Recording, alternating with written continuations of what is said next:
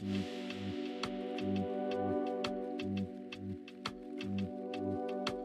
know what? Seems like every day I'm learning something new about faith. Every experience teaches me something about my walk with Christ.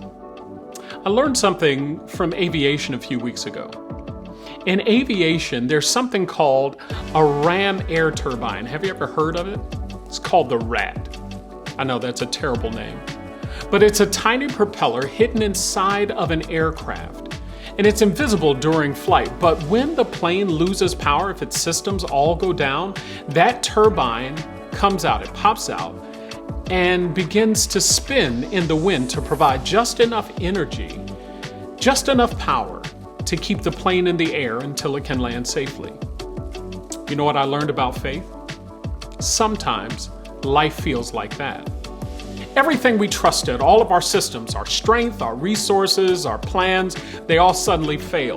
But that's when God deploys or releases the faith that He has planted in you and me long before the crisis even started.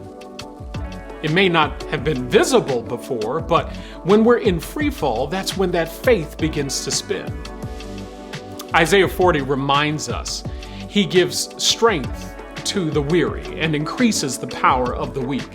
Even youths grow tired and weary, and young men stumble and fall, but those who hope in the Lord will renew their strength.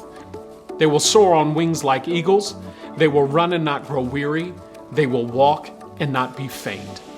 I love what Isaiah chapter 40 is telling us here, especially in relation to our faith.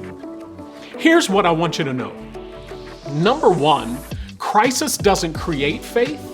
It reveals it. I really want you to write that down. That's important. Crisis doesn't create faith. It reveals faith. Just as the ram air turbine is already built into an airplane, faith is often embedded deep within us long before a crisis even hits. And so the turbulence of life doesn't install any new faith.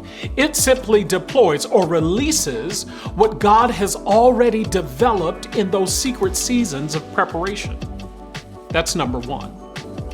But number two, adversity can become the wind that sustains you. That's important. Yeah, adversity becomes the wind that sustains you, that keeps you up.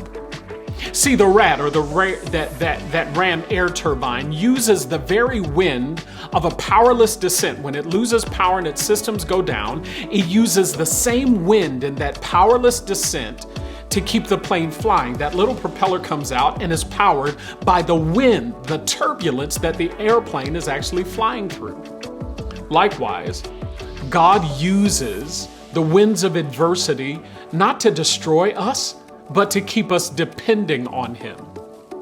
What feels like resistance to you and me is actually the very thing faith converts into endurance. Here's the last thing I want you to know. This one's good. I want you to get it. Listen up for those of you in the cheap seats in the back. I want you to get it. What's hidden in peace becomes active in pressure. Ooh, that's a whole word. I want you to get this one more time. What's hidden in peace becomes active in pressure. See, in calm skies, no one ever sees the rat. It's quiet, it's tucked away, it's hidden. But in an emergency, what was hidden becomes essential. The same is true for spiritual disciplines, for biblical truths, for prayers. All of those things are stored up in us in those calmer times of peace. But when the turbulence comes, they rise to the surface when we need them the most. So my question to you, because it's Grace Points, we always have a question. My question to you is, when life's power systems go down, do you trust the faith God has already planted in you to keep you flying? I hope that you do.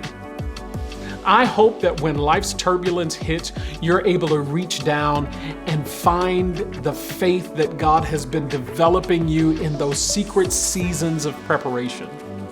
And that it ignites, it powers your life until you can safely land in the arms of God.